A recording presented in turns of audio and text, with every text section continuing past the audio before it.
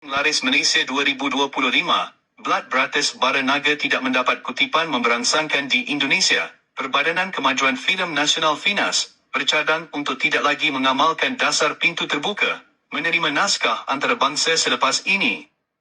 Bukan itu sahaja, pengerusinya, Dato' Hans Isaac, berkata pihaknya tidak lagi melihat Indonesia sebagai pasaran perfilman yang perlu ditakluki oleh penggiat filem tempatan.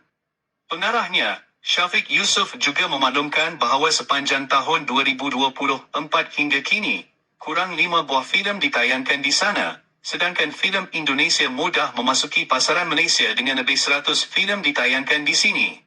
Ya, jika bicara Halo minasan konnichiwa, apa kabar semua? Ini kayaknya dalam minggu ini kita upload malam ya, setelah kerja, setelah makan malam dengan keluarga ya. Di sini udah pukul hampir jam 11 malam sebenarnya ya.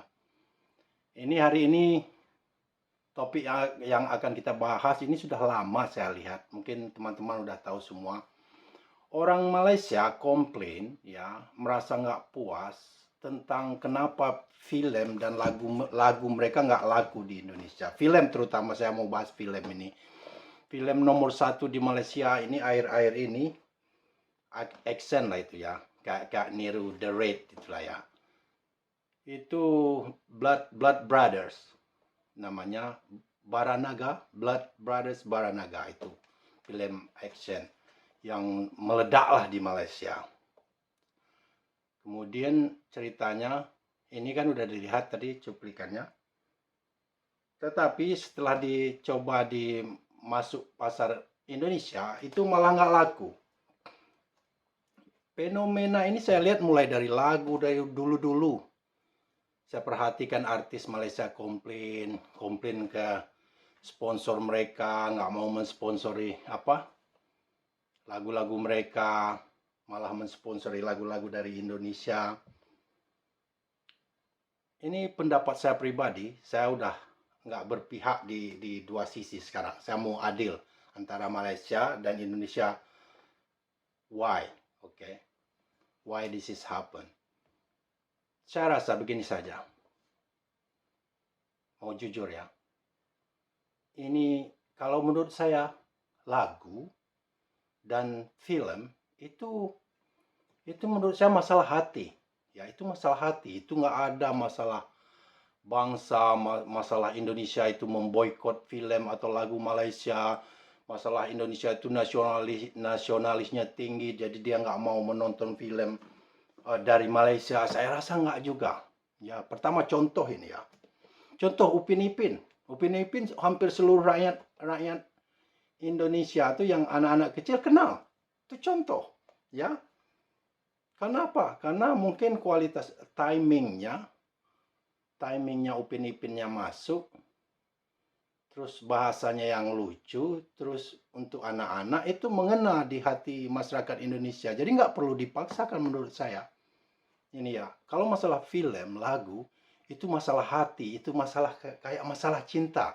Nggak bisa dipaksain.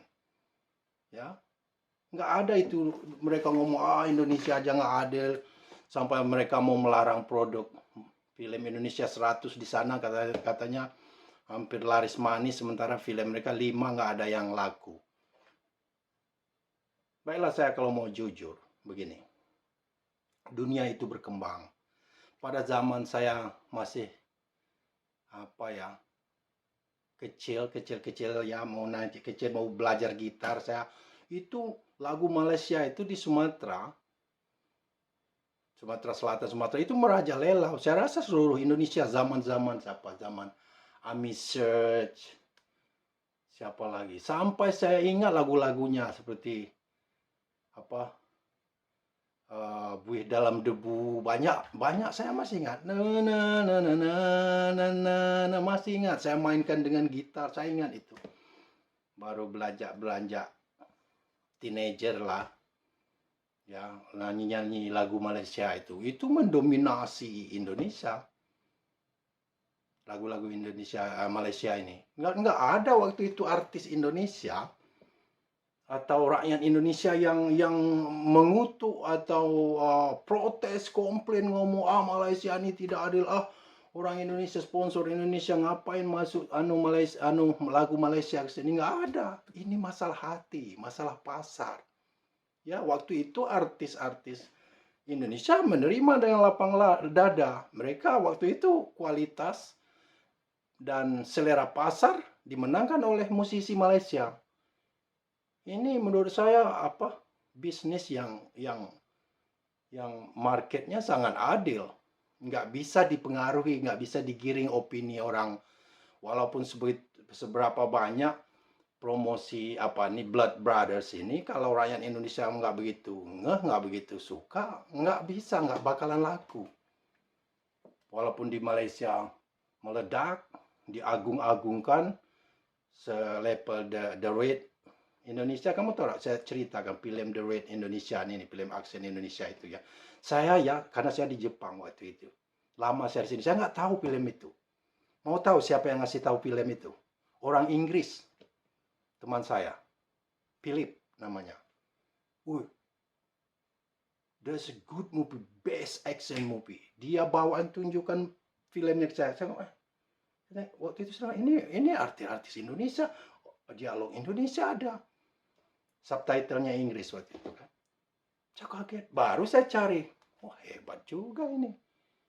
Orang lain yang ngasih tahu saya sendiri nggak tahu itu The Raid itu kemarin. Karena saya lama di sini kan. Udah ya sibuk lah. Jadi nggak begitu ngeh dengan dunia perfilman Indonesia. Malah orang Inggris sama satu orang Jamaika. Teman saya ngasih tahu filmnya. Itu kan pembuktian pasar. The Raid ini pasar dunia. Itu bukti loh, bukan saya karang-karang ceritanya. Teman saya orang Inggris, satu orang Jamaika, satu yang ngasih tahu saya film bangsa saya sendiri. Itu baru murni kualitinya, nggak dipaksain. The Raid itu menyentuh hati pemirsa internasional tanpa harus dipaksain. Apanya itu, aksennya itu brutal mereka ngomong. Jarang, nggak pernah mereka lihat aksen sebrutal, sejeli begitu. Luar biasa sekali. Yang suka action nonton waktu itu. Teman-teman saya ini suka film-film action. Saya saja nggak ngeh. Ya. Ini film yang menurut saya secara natural, kualitasnya diakui dunia, diakui pasar internasional ya. Ini masalahnya Malaysia ini mau mencoba go internasional, padahal nggak ke seluruh baru Indonesia yang notabene hampir 11-12 bahasanya hampir banyak mengerti, cuman dialek. Kalau mereka sehebat apapun film mereka, kalau tetap berbahasa Melayu, dialek Melayu itu kan dialek daerah, nggak kena aja feelingnya, nggak kena action segarang apapun. Hei, kamu nak pergi kat mana? Orang Indonesia dia pilih dua, mungkin dia bahasa Inggris saja sekalian atau dia berbahasa Indonesia. Ya. Lain halnya film Indonesia di Malaysia. Itu orang Indonesia juga nggak maksa-maksain, nggak bisa itu dipaksa. Lagu Indonesia merajai di Malaysia sekarang ini. Itu memang mereka akui, mereka sedap, musisinya pintar, lebih kreatif. Mereka kalah, ini namanya apa ya? Dunia, samalah dengan dunia bisnis. Kamu kalah dalam persaingan, ya harus kamu terima. Kamu nggak mengikuti selera pasar, nggak update skillmu. Sama dengan saya sebagai coach di sini, setiap saat update. Karena apa? Coach-coach baru datang, muda, atlet olimpiade. Kalau kita di comfort zone, nggak pernah mau update, nggak pernah mau berubah, yang kita kedepanin cuma egois, aku senior nih, aku pengalaman dari ini apa ini, baru atlet baru kemarin baru jadi coach 1 tahun, nggak bisa. Begitu, harus kita update diri kita. Begitu juga dunia bisnis, termasuk dalam dunia dunia seni begini. Iya, saya nggak terima kalau mereka ngomong Indonesia itu nggak adil. Nggak, ini masalah hati. Kenapa? Karena tahun-tahun dulu 90-an ya, awal 90-an, correct me if I'm wrong. Kalau saya salah, coba komen. Itu musik Malaysia itu merajai Indonesia. Apa Suci Dalam Debu, masih ingat saya tuh Amis, siapa lagi itu rocker cewek dia itu. Ingat saya semua masih. Sampai sekarang saya masih hafal lagu. Ada, mungkin nggak hafal, masih ingat semua lagunya. Kalau diputarin saya ingat langsung.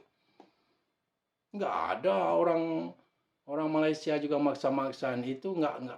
Waktu itu total kalah musisi Indonesia. Tapi musisi Indonesia bukan nyalahin produser, nyalahin orang Indonesia, atau nyalahin orang Malaysia. Enggak, mereka sadar diri, wah kita harus berbenah.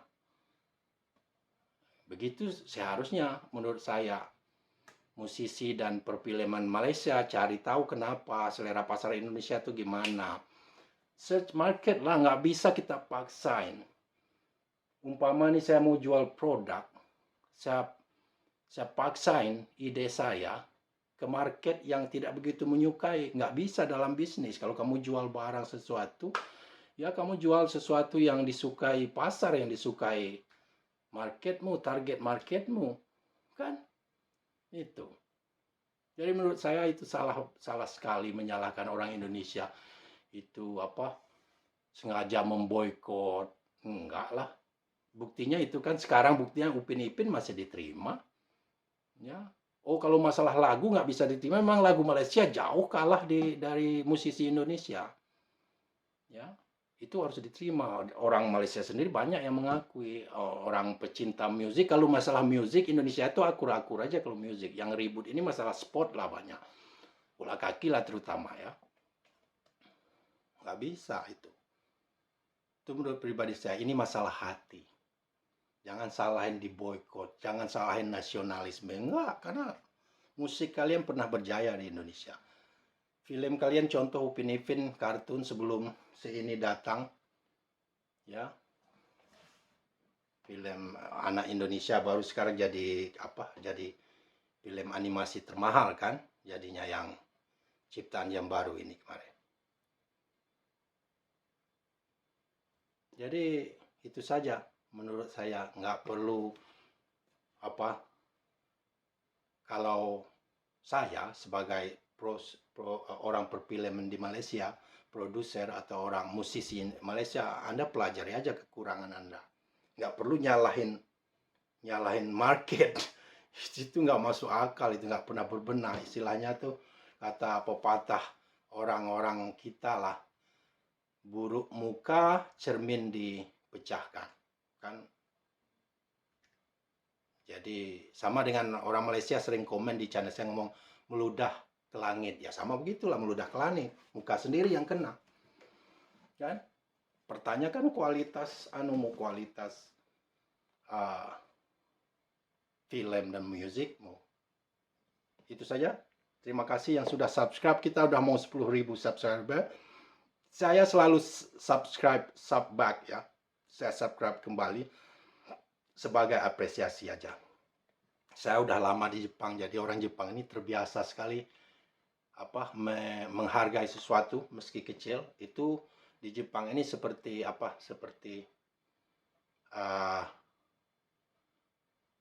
tingkat pendidikan atau moralitas seseorang itu dinilai dengan cara gimana mereka menghargai orang. Dan nasihat saya hari ini, yang untuk mau keluar negeri, kalau tidak punya skill bekerja kasar itu ini nggak usah ke Malaysia ya. Kalau masih muda, bikin pelajari umpamanya targetmu ke Australia, ke Eropa, Jepang, Korea. Kamu pelajarilah dulu bahasanya, skill apa yang mereka butuhkan, baru pergi. Ya, kalau cuma sekadar jadi buruh kelapa sawit, itu mending kamu di Kalimantan atau Sumatera. Di Kalimantan tuh orang Nusa Tenggara Timur, biasanya mereka ke Malaysia kan. Itu gajinya sampai juga 6 juta, antara 6 juta 10 juta sebulan, asal tergantung kerajinan dia. Lumayan, udah ngapain jauh-jauh ke Malaysia, dihina, di kan. Kenapa? Karena kehadiran kalian di sana jadi babu, jadi apa. Itu nggak begitu diapresiasi. Yang jeleknya lagi, kalian udah dibayar murah, kadang dianiaya, itu bangsa juga dihina. 280 juta penduduk Indonesia itu terkena getahnya, ya. Itu menurut saya. Dan kalau sudah punya uang, ini pesan saya, belajar investasi. Jangan poya-poya dapat gaji di Jepang di mana beli mobil, beli motor, itu kan kebiasaan orang kita. Nanti pulang kampung, kontrakmu habis di sini, mau ngapain kamu? Motormu udah tua, mobilmu tua, akhirnya apa? Mau kerja lagi nggak enak lagi, gajimu terbiasa 20 juta di sini, mau gaji 6 juta lagi, nggak mungkin kan? Belajar apa? Belajar nabung. Itu pesan saya. Kalau udah aneh, belajar investasi. Terus seperti saya kalau ada waktu luang, itu ada komen-komen, saya nggak bisa hapus semua ya di video-video saya itu banyak sekali komen judul. Kalau hobi judi, janganlah judul. Belajar investasi, belajar kripto. Kripto saya sarankan. Karena saya banyak sekali dapat, alhamdulillah, uang di kripto ya. Itu untuk pemula saya sarankan belajar aja di airdrop. Airdrop ini nggak ada modal sampai knowledge kalian punya pengetahuan. Saya hampir 7 tahun lebih di kripto. Saya udah master. Nanti kalau berminat di kripto, pelajari airdrop. Airdrop itu kalian cuman testing project-project, mereka dapat uang gratis. Cuma di kripto itu betul, saya nggak bohong. Kalau di investasi dunia lain asal gratis itu bohong dah itu. Nggak ada uang gratis. Tapi di kripto yes. Saya dapat tahun ini hampir 150 ribu US dollar saya dapat uang gratis. Ya, yang terbesar itu dari apa saya dapat dari Rune namanya. Itu dari layer 2-nya Bitcoin Project. Itu dulu saya beli NFT dari mereka namanya Ordinal. Itu saya dapat Rune Stone seperti NFT.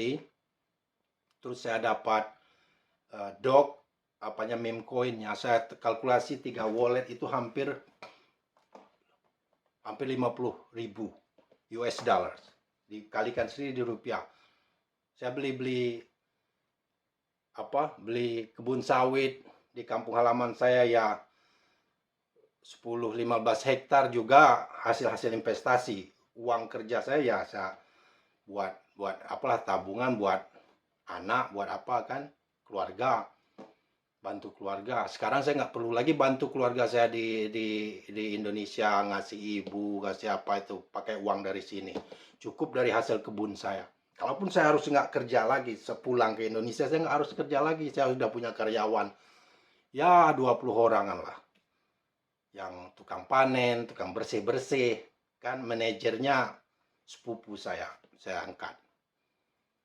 Itu nasihat saya. Kalau tertarik dengan dunia kripto, nggak usah investasi dulu karena masih wild west. Disitulah banyak uangnya, juga risikonya. Scamnya banyak juga. Tapi belajar aja lah dunia airdrop. Airdrop itu uang gratis, hampir nggak ada modal, ilmu aja.